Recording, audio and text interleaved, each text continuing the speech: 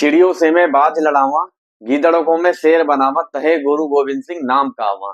तो विविधताओं से भरे इस देश में लोहड़ी जैसे पर्व की हार्दिक शुभकामनाएं। मैं धर्म विमल आप सभी का एक बार फिर से स्वागत करता हूं। तो आज की अपनी इस वीडियो में हम बात करेंगे सी टेट को लेकर। सी टेट की हाय तौबा शुरू से ही बनी रहती है।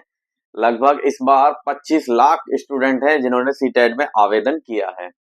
अब 25 लाख एक बहुत बड़ा आंकड़ा है, ठीक है, पूरे देश में है। सी टेट की जो परीक्षा, लगभग एक महीने का समय भी नहीं बचा है अब तो।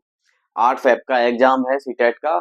और सी टेट क्या ऑफलाइन होगा, ऑनलाइन नहीं होने वाला है, क्योंकि एक दो बार इन्होंने कराया था, वो सफल नहीं हो पाया, तो वापस ये सीबीएसई द्वारा से वही पैटर्न अपना ऑफलाइन वाले पे ही ले आए। तो 25 लाख स्टूडेंट है जिसमें इन्होंने क्या है आवेदन कर रखा। 25 लाख में से करीब 8-10 लाख ऐसे जो स्टूडेंट होंगे, 8-10 नहीं, थोड़ा कम कह सकते हैं हम, तो ऐसे स्टूडेंट होंगे जिन्होंने पहले क्या है सीटेट की परीक्षा दी हुई है। वो नंबरों को अपडेट करने के लिए या नंबर पार करने के लिए या फिर खुद को अपडेट करने के लिए सीटेट की परीक्षा देते हैं। और 2 लाख के आसपास ऐसे स्टूडेंट हैं जो कि ऑलरेडी शिक्षक हैं, वो सुप्रीम कोर्ट के अनुसार के शिक्षक बने रहने के लिए आपको क्या करना है, सीटेट पास करना है, तो उसमें आते हैं। तो अब सीटेट की क्या है योजना, क्या होनी चाहिए कि योजनाबद्ध तरीके से आप उसे फॉलो करें, तभी आप सीटेट पास कर पाएंगे, ठीक है। काफी सारी यूट्यूब पे वीडियो बनी हुई है, काफी सारे बड़े बड़े यूट्यूबर्स हैं, सेल्फ स्टडी ये वो अल्लाह फलना कुछ भी। तो काफी सारे ऐसे स्टूडेंट हैं, मैं कह रहा हूँ कि 2 नंबरों से, कभी 1 नंबर से, कभी 3 नंबर, गृहिणियां ज्यादातर होती है, कुछ कामकाजी पुरुष होते हैं। क्या है सीटेट, सीटेट जिनका नहीं हो पा रहा है, डिग्री डिप्लोमा कर लिया था पहले, लेकिन अब क्या है उनका सीटेट नहीं हो पा रहा, 3 से 4 नंबर हमेशा से रह जाते हैं, ठीक है। तो मेरा खुद का एक्सपीरियंस है, 8 बार सीटेट मेरा क्वालिफाई है, पेपर सीटेट, ठीक है। और इस बार भी देने जाऊंगा मैं सीटेट, ठीक है। तो मैं भी उन 25 लाखों में से एक स्टूडेंट हूँ। हमेशा सीखते और सिखाते रहना चाहिए। कोई भी व्यक्ति अपने आप में परिपूर्ण कभी नहीं होता, कुछ ना कुछ कमियां हमेशा पाई जाती हैं। तो सीटेट की स्ट्रेटेजी को लेकर, सीटेट 2026 एग्जाम है आपका 8 फेब को।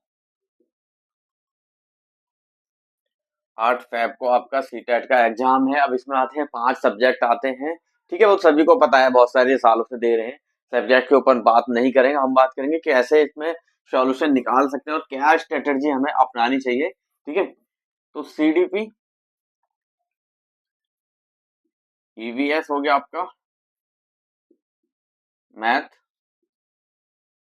इंग्लिश और हिंदी हो गया, ठीक है। ये आपके होते हैं 5 सब्जेक्ट। डस्टर कहाँ है, देना डस्ट, चलो रहने दो, कोई नहीं, चल जाएगा काम। तो ये 5 हैं सब्जेक्ट। अब इसमें क्या करना है आपको, 30-30 नंबर का होता है ये सारा।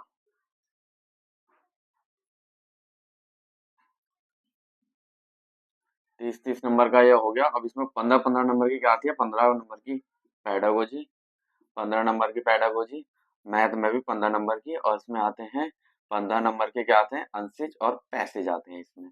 तो ये स्ट्रेटेजी हो गई।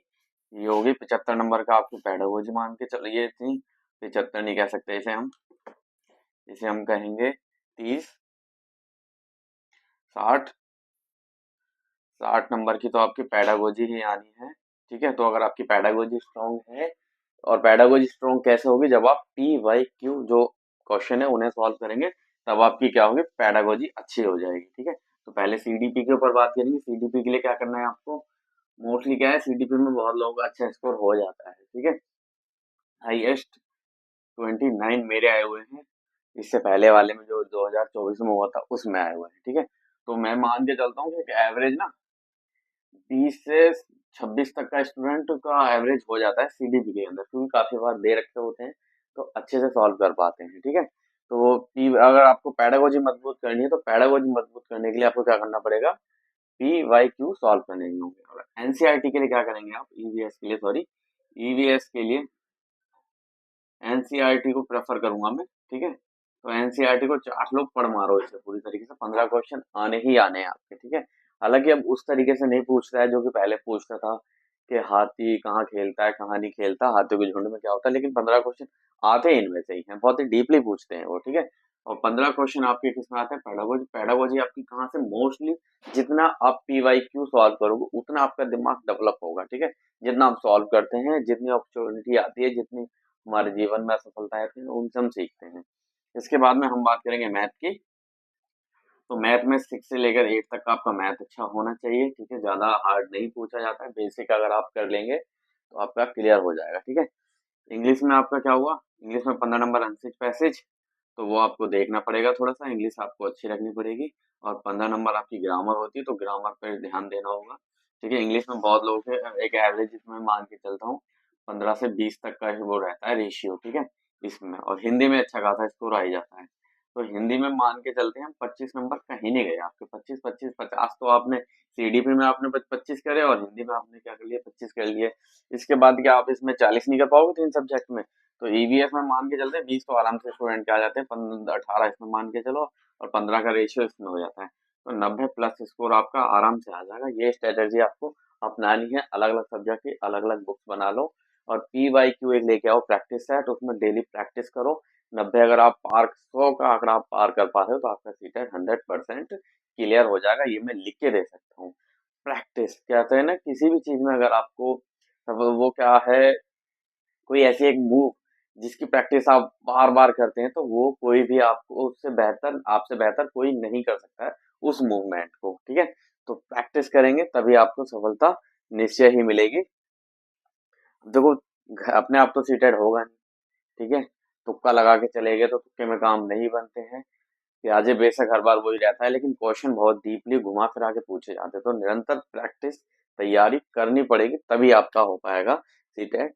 तो 8 फरवरी को एग्जाम है, अपना अच्छे से प्रिपरेशन करें, जैसा कि मैंने बताया इन्हीं रूलों को फॉलो करना है, एडिशनल कोई चीज नहीं पढ़नी है आपको, ठीक है।